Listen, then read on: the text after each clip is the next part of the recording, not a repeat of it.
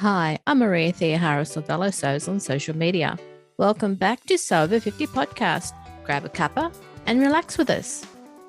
Sew Organised Style podcast acknowledges traditional owners of country throughout Australia. We pay our respects to Aboriginal and Torres Strait Islander cultures and to the elders past, present and emerging. Thanks for joining us again on Sew Over 50 podcast as we continue with this series where sewers continue with their sewing projects while living with chronic pain. Sew Over 50 intersects with all communities. Cara, or Goodenoughsewist, was one of the Sew Over 50 followers featured recently to show how the Sew Over 50 community intersects with all communities, such as #Chronically sewn. Thanks for being on Sew Over 50 podcast today, Cara. Thanks for having me. Have you had a good day so far? It's been busy. Yeah, it's been a good day. That's good to hear. How did you develop your online name? That's a neat story. I've had a couple of them that didn't really feel like me. And then my son has this saying, I guess he got it from the show Community, that he really likes. He's a fan. And one episode, kind of an obscure quote, was, "It's better than good, it's good enough." And he says that pretty often. He says it to me because I can tend to be a bit of a perfectionist sometimes. And with my sewing, I can drive myself crazy trying to make things perfect, fix that very last little thing.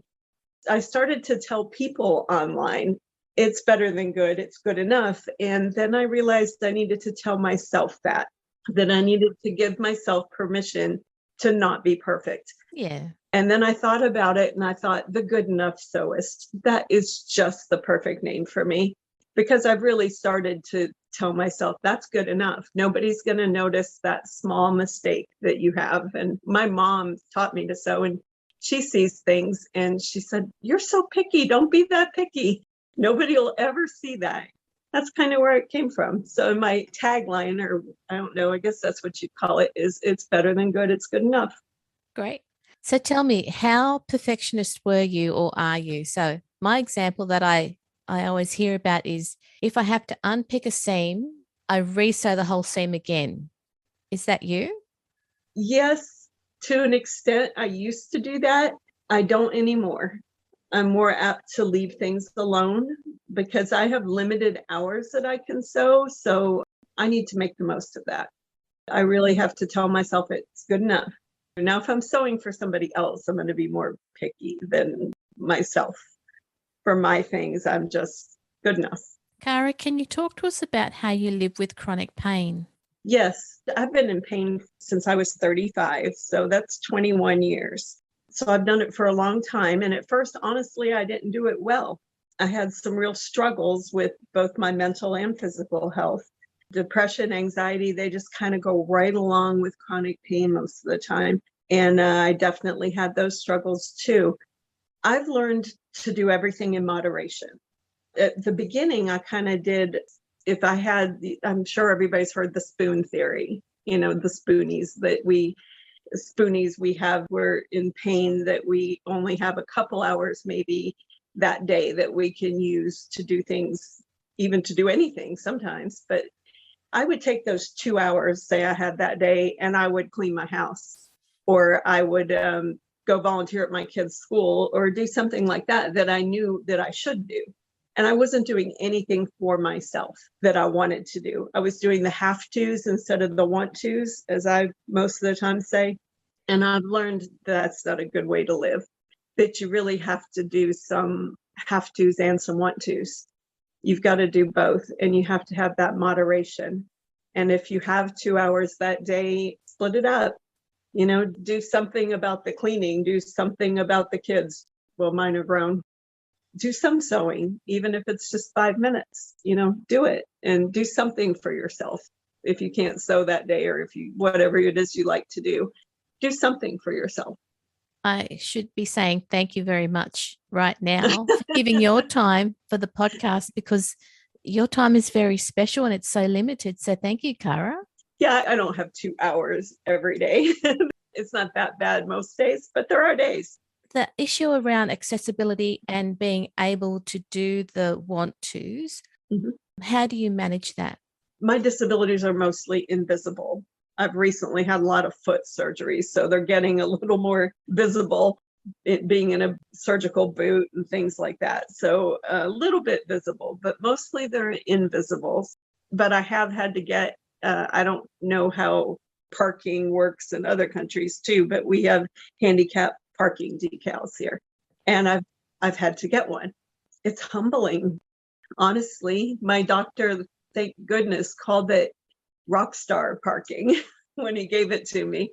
So I say that to myself every time I have to use it. And I don't use it if I don't need to. If it's a good day that day, I walk when I can because it's good for me. But I think to myself, no, rock star parking. I've had to look like there's a concert I want to go to and it's standing only. I can't do that. And I'm not even sure I can do the 2 hours, but there's an ADA section. So it's humbling to have to call and say, I need this, but they don't look at me and see that there's something wrong unless I'm wearing my boot that day, which I do some and don't others. Yeah. And it's hard to use. And I don't think people realize that sometimes, that it's a humbling thing. It's not like, whoa, I got special privileges. No, it's not that at all. And I'm glad it's there. I mean, I'm really glad it is there because I'm really just starting to need those accommodations myself. Yeah. I've been pretty fortunate that I just either do it or don't. It's either I can do things that day or I can't. So I haven't really had to seek out accommodations for myself. I make them myself for sure in my sewing room. My husband built me a nice high cutting table so I don't have to bend with my back issues. So, there's accommodations that I make for myself as far as like public accommodations. I'm really glad they're there, but don't love having to use them. You've got a great doctor that calls, the handicap parking. Rockstar. Yeah, rockstar parking. That's brilliant. I like it too. He is great. In the last, 18 months with COVID and the pandemic and people being in isolation, have you found that online events are more accessible for you than live events? They are. Honestly, I don't love them though. I end up isolated a lot of my time just because of health issues. I end up home. Well, now my mother moved in with us, so she's here, and that's actually nice. And my daughter moved home too. So it was just me and my husband, and now we've got 4 of us. And 3 of the 4 of us are home all day. So I do have company, but I miss seeing my book club friends. We haven't started meeting face to face yet. And it's nice online, and sew-alongs are fun.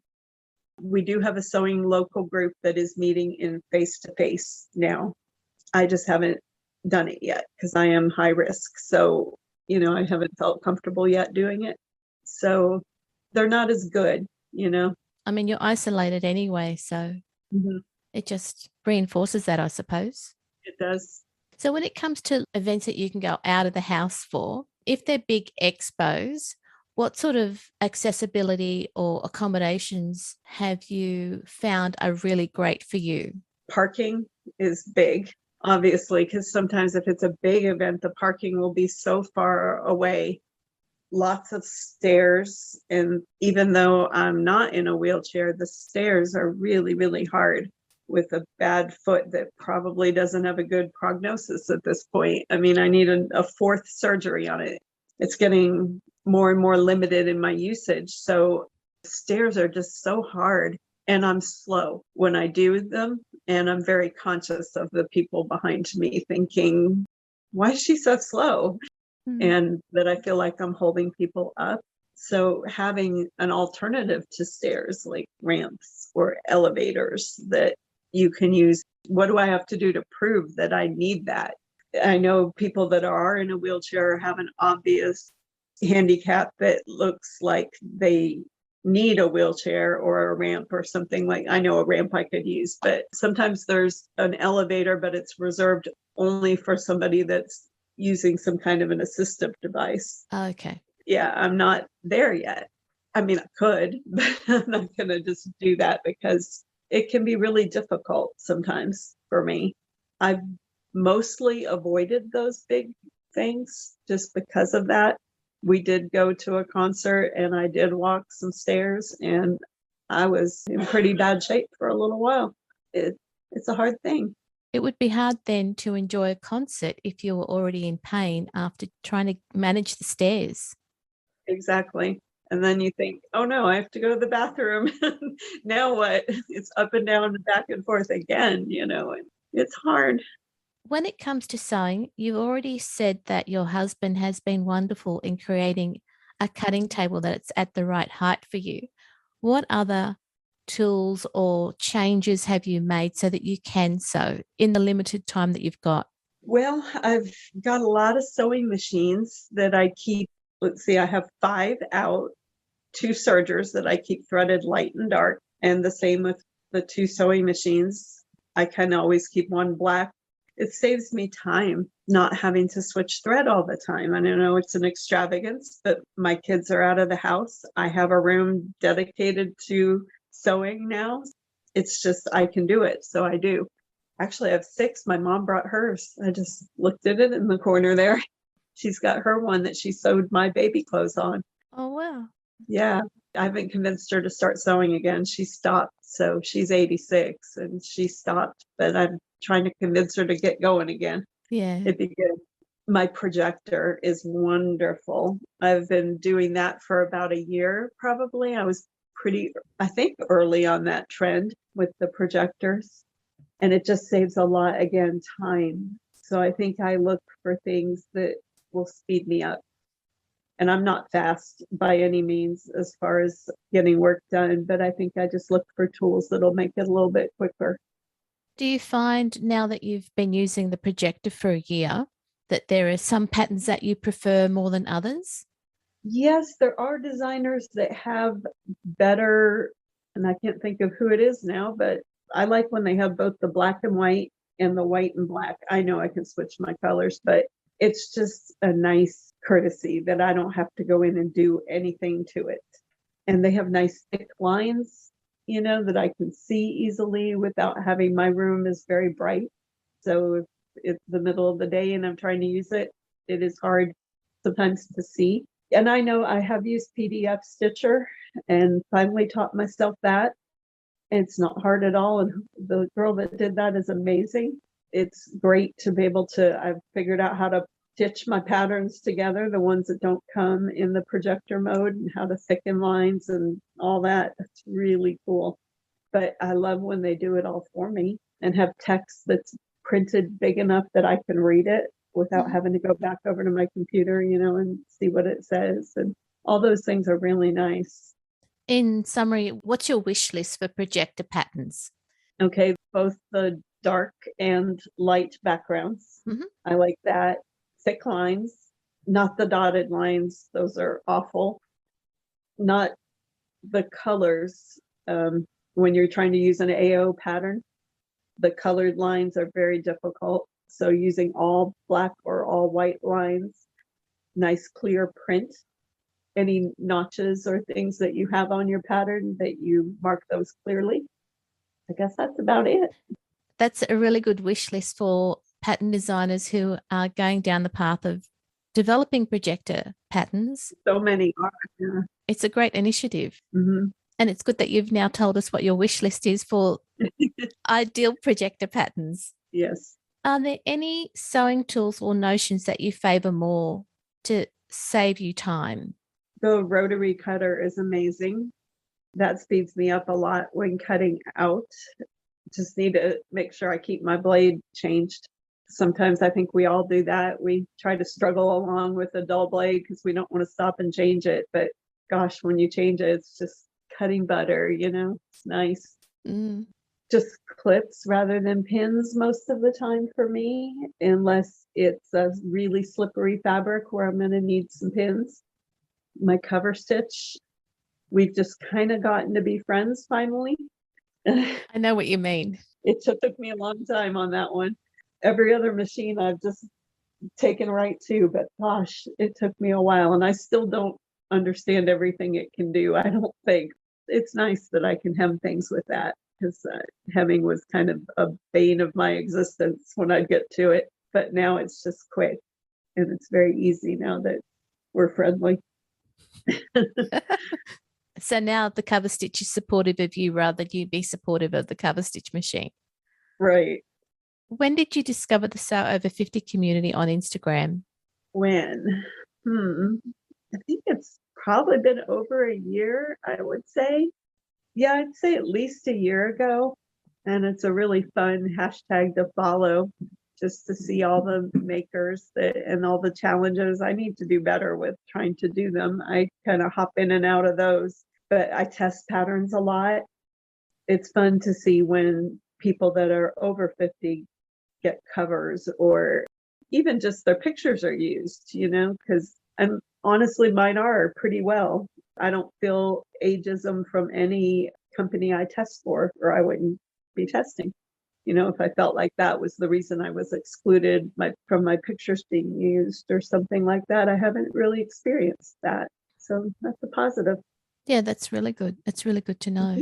So when you do your pictures, what are the elements that you aim to provide with your finished product? Let's see, a clear picture of what you're testing. Different designers want different things too. Some of them like the details. They like to show a pocket or a hemline or something in particular. Some prefer landscape, some prefer portrait. There's one that doesn't like brick in the background or leaves. And I do take my pictures on a brick wall pretty often, so I have to remember who I'm taking them for. I think it's just a little cluttered. They prefer like a very white, clear background. Right. I'm conscious of my background. I've gotten a lot better at posing. It wasn't something I was comfortable with at all. So I've really had to go on Instagram or Pinterest, and like look through, how do people pose and see? And my daughter's helped me because she's honestly very natural at it. If I make her something, she just gets in front of my camera and it's just beautiful. She just hits these wonderful poses. Of course, she's 23 and, it's a little easier for her, I think, but it's just natural. She's very comfortable. Mm-hmm. If she ever takes my picture, she's great at tips for me. She'll say, Mom, move your hand over here. Or, of course, if it's my husband, he's kind of, he doesn't know when anything looks bad. I have to focus that the garment looks good, not just me. Of course, I don't want to look awful, but no, not at all. Yeah, try to get the garment looking good, making sure it doesn't have wrinkles or, it's all pressed and looking like it should, and that it's also meeting the standard that they're looking for. I just was in a test where the sleeve cuff is supposed to be fitted and mine didn't come out that way. So we had to do some alterations to it so that it was meeting the standard that they want for their pattern. And they actually altered the pattern as well. So, I had to change mine a little bit. It's good that they took that feedback about the cuff or the sleeve not fitting you and then making that adjustment to the pattern. That's really good. Yes. Most designers are pretty responsive to things like that. Do you pattern test for a number of pattern designers? I do. Probably regularly, I'd say 5 or 6 at this point. I like the deadlines. It gives me kind of since I can't work, it gives me kind of the feel of that, that I have a deadline and I have to meet it. And it gives me that. And I like that. It gives you some goals to achieve during the day. Right, right. And it's great that you're doing the activity that you want to do, not that you have to do as well. Right, exactly. Do you engage with the sew-enabled community at all? I have only recently discovered them within the last few months. I don't even know how. I think I saw somebody else's post that had that hashtag and I found them. And I think they haven't been, correct me if I'm wrong, but I think the person that runs it has said they haven't been as active because she's had some health challenges. Yeah, she has. Yep. So I have not been as active. Even I noticed on my Instagram that I hadn't posted for like a month and a half because of moving my mother and getting her settled. And also I had surgery and, there's just been things. So I haven't been as active on Instagram or anything. Well, Facebook, I sort of work for a fabric company. I moderate for them. So I'm there. But other than that, that's pretty much all I've been doing. I haven't even been sewing that much, just too much other things happening. I'd like to get more involved with that because I have another friend that's disabled, or I guess that's the right word, but she's got a lot of the same health conditions I do, which is really like finding a zebra in the middle of the horses. So she would like to learn to sew as well, just kind of for the same reasons I do, just for a creative outlet and something to do for herself in the midst of all the life things you have to do. I think it's a really good thing for people that are in pain to get their mind off of it. The distraction value is just amazing for me. So, and I think it would be for her. What advice would you give to listeners who are in the same situation as your friend about how to do the things that you want to do rather than the things that you have to do? You just have to make the time, I think. You have to, and it's better than good, it's good enough. I mean, you have to take that with your house.